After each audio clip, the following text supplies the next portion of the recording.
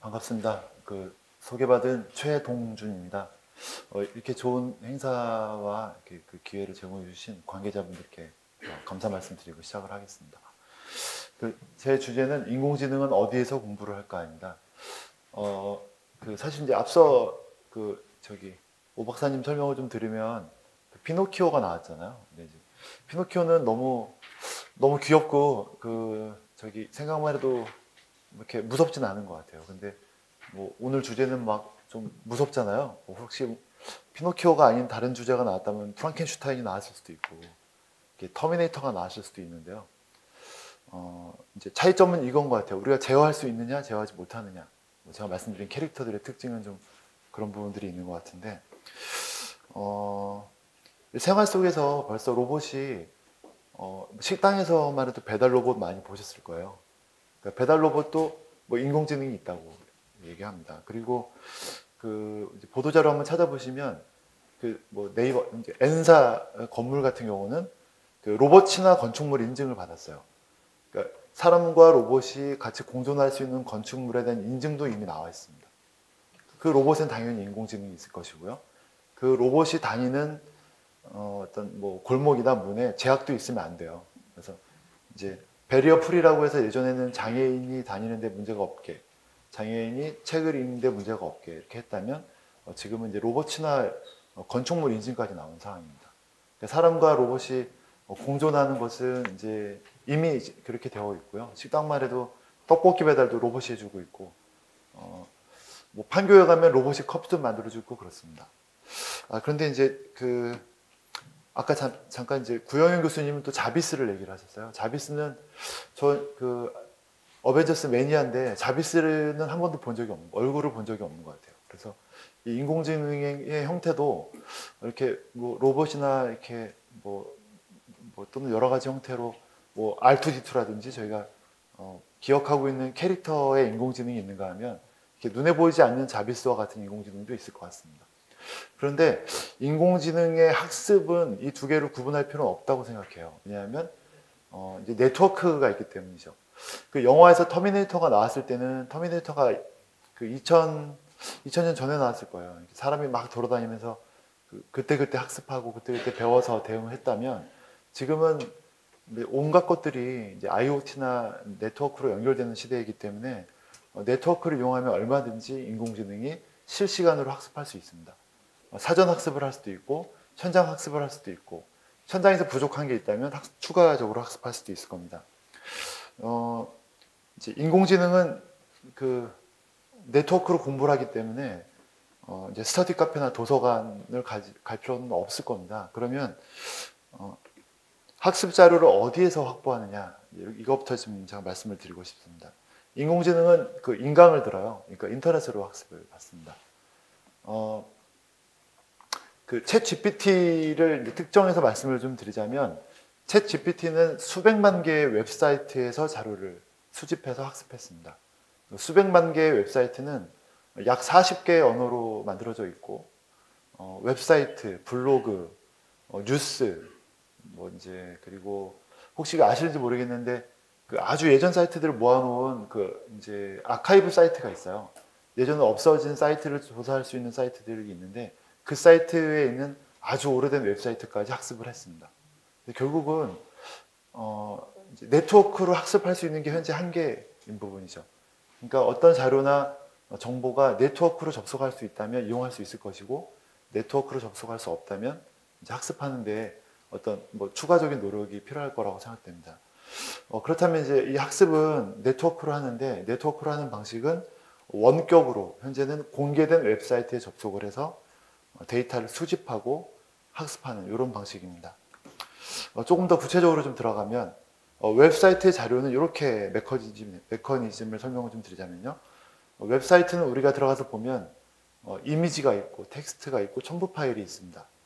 이 웹사이트 안에 있는 정보에 이제 학습할 수 있는 사이트 종류에 따라 다르겠습니다만 일반적으로는 검색봇이라고 하는 이제 우리나라에 뭐 다양한 포털들도 있고 외국에 있는 큰 포털들도 있는데 이 검색봇이 자동으로 웹사이트를 일일이 뒤져요.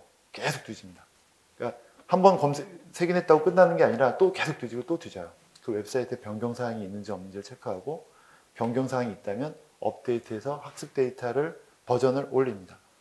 근데 이 첫 번째는 웹사이트를 계속 뒤지는 절차, 두 번째는 웹사이트는 웹페이지를 수집해서 저장하는 절차, 그리고 웹페이지를 저장하면 이게 HTML이라고 하는 형식으로 되어 있는데 그 안에 있는 콘텐츠만을 꺼내서 학습을 합니다. 필요 없는 건 버리고 하는 방식이죠. 그럼 이제 여기서 좀 고민이 생깁니다. 전 세계 수백만 웹사이트 중에 한국 웹사이트는 도대체 얼마나 학습이 되었을까? 근데 알 수가 없어요. 이건 자료도 나오지 않고 챗 GPT한테 물어봐도 알려주지 않습니다. 이거는 공개할 수 없습니다. 이렇게 챗 GPT가 알려주고 있거든요. 그렇지만 대한민국 웹사이트도 상당 부분 포함되었다 이런 용어를 쓰고 있습니다. 국제적으로는 그 웹 표준, 웹 접근성이라는 그 용어가 있는데 이 표준을 준수하면 사실 검색 엔진이나 로봇이 들어와서 이 사이트를 충분히 이제 수집하고 색인해서 검색하는 학습하는 데 지장이 없을 것 같아요. 그런데 이제 문제가 좀 하나 있어요.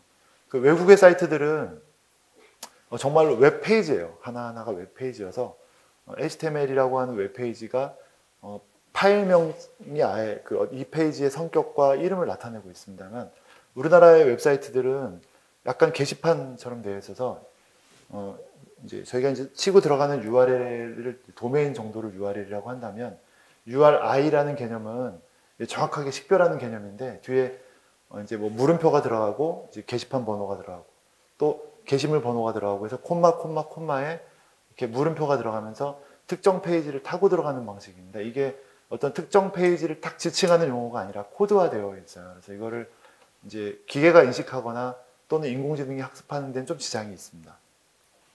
근데 이제 해외는 좀 그렇진 않아요. 그래서 한국 웹사이트 특징이 게시판 형식으로 되어 있기 때문에 어떤 특정 URL과 본문이 매칭이 잘 안 되기 때문에 학습이나 또는 레퍼런스를 제시하는 데 지장이 있을 것이라고 생각하고 다만 공공 부분의 웹사이트는 공공기관과 관련된 그 지침이 굉장히 많습니다. 그래서 공공 부분의 웹사이트는 발주를 하고 누군가 수주를 하고 나중에 검수를 해야 되는데 그 요구사항 중에 공공부문과 관련된 지침을 제시하고 또 규모가 큰 사업의 경우에는 감리가 그걸 준수했는지 확인하기 때문에 상당 부분 준수가 되어 있습니다.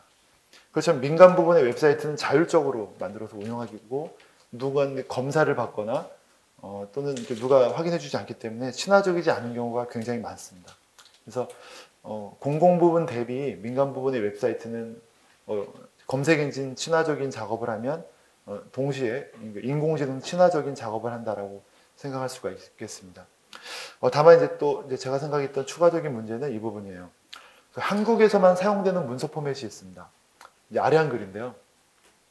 그 워드 문서나 PDF 같이 국제적으로 좀 많이 사용하는 문서들은 파일 안에 있는 텍스트를 꺼내서 이제 이용할 수 있는 도구들이 굉장히 많이 나와 있어요. 그런데 아래 한글이라고 하는 한국에서만 쓰는 포맷은 그동안은 다소 폐쇄적이었습니다. 그래서 이제 데이터를 이용할 수 없다는 점에서 굉장히 많은 지적을 받아왔고 그 포맷이 그냥 HWP라고 되어 있었는데 XML을 포함한 확장형 그리고 개방형 포맷이 새로 나왔습니다. 그래서 HWPX라고 하는 포맷으로 새로 바뀌었는데 HWPX는 XML 포맷으로 되어 있어서 그 웹사이트의 검색 엔진이나 이제 그 인공지능 수집 시스템이 들어와도 HWP 안에 있는 포맷은 충분히 식별해서 활용할 수 있기 때문에 지금부터라도 좀 불편하겠지만 HWP를 PX로 전환하는 작업이 좀 필요하다고 생각됩니다. 예, 이제 참고 부분인데요. 잠깐 뭐 뒤에 몇 페이지 더 있습니다만 공공 부분의 웹사이트와 관련된 가이드라인은 크게 보면 행안부가 내는 가이드라인이 4가지가 있고 국가기록원이 웹사이트도 기록물로 관리하고 있습니다. 그래서 웹사이트를 기록물로 관리할 때 웹기록이라고 하는데 그 부분을 국가기록원에서 관리 지침을 가지고 있고 또 국립중앙도서관에서 디지털 아카이브를 인터넷 아카이브를 하는데 그때 필요한 또 지침을 내고 있습니다. 그래서 제가 봤을 때 공공 부분에서는 이렇게 6가지 웹사이트 관련 가이드라인이 있는데 민간에는 전혀 없습니다. 이런 부분들은 민간에서도 이 가이드라인들을 좀 참고해서 우리 회사의 웹사이트 또는 우리가 만드는 커뮤니티, 우리가 만드는 블로그 웹사이트의 개방성을 높일 필요가 있습니다. 자, 이제 좀 다른 주제인데요. 앞서 말씀드렸던 부분들은 충분한 학습에 관한 부분을 말씀드렸다면 그렇게 한 자료를 신뢰할 수 있는가입니다. 뭐 열심히 찾아보고 챗 GPT한테도 물어봤어요. 공식 정부의 홈페이지 또는 공공기관의 홈페이지와 민간의 홈페이지를 구분해서 학습하고 있느냐라고 물어봤는데 구분하지 않고 있다라고 대답을 하더라고요. 물론 그 챗 GPT는 그 할루시네이션이 있어서 그 대답이 진짜인지 가짜인지는 알 수 없습니다. 할루시네이션이라는 것은 사실 거짓말을 하는 것은 아니고 이제 착각을 일으키는 환상의 정보를 제공하는 것이라고 볼 수가 있는데 어쨌든 저는 이제 그 말을 믿어요. 일단 대량으로 수집하는 단계에서 이것이 공식 웹사이트냐 또는 민간의 웹사이트냐 또는 재미로 만든 블로그를 구분하기 힘들었을 거라고 생각합니다.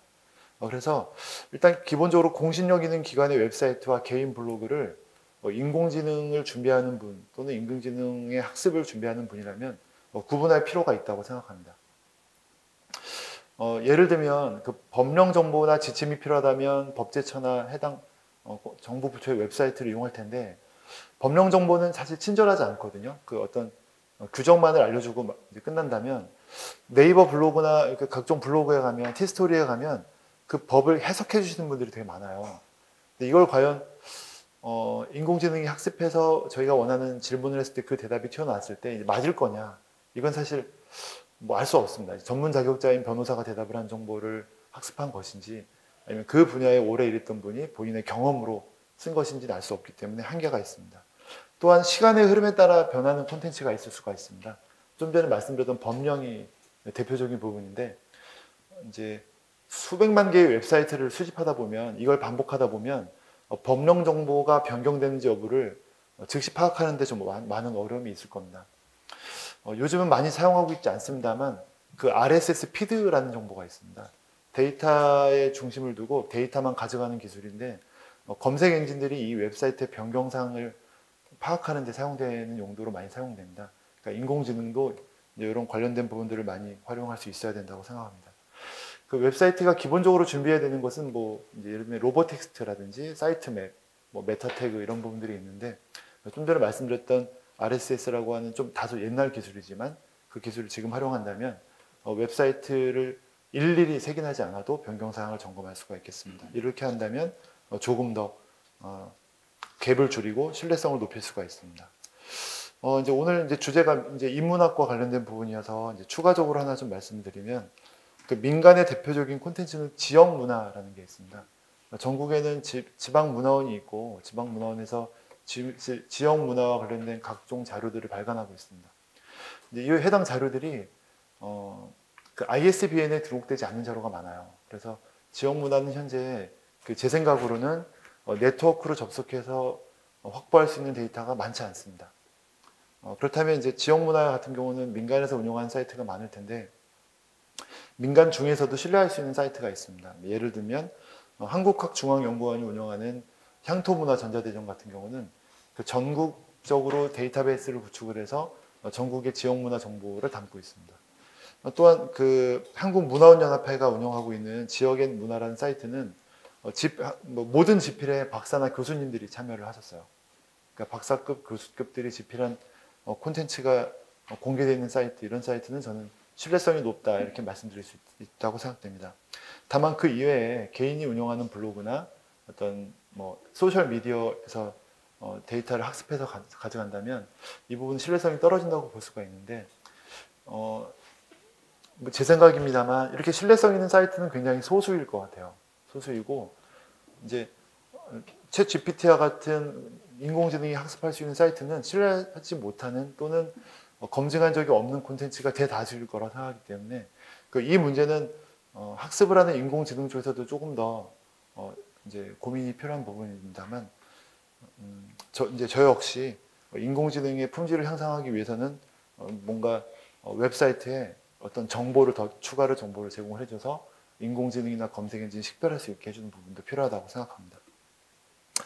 결론입니다. 제가 말씀드린 게 좀 길었는데 두 가지로 요약을 하면 인공지능 시대를 대비하기 위해서 우리는 그럼 무엇을 해야 되느냐는 측면에서 사실 우리는 뭐 회사에 소속되신 분들은 회사, 또 조직에 소속되신 분들은 조직, 개인은 블로그나 소셜 미디어를 운영하고 있는데 웹사이트를 만들고 콘텐츠를 제작할 때 인공지능이 학습할 수 있다라는 가정하에 조금 더 친화적으로, 그리고 파일은 개방형 포맷을 사용하는 것이 필요하다라고 생각하고, 두 번째는 이제 내가 만약에 인공지능을 준비하고 있는 사람이라면, 내가 인공지능을 학습한다면 조금 더 신뢰성 있는 데이터를 수집하는 부분에 고민을 해야 된다라고 생각합니다. 네, 이상으로 발표를 마치겠습니다. 고맙습니다.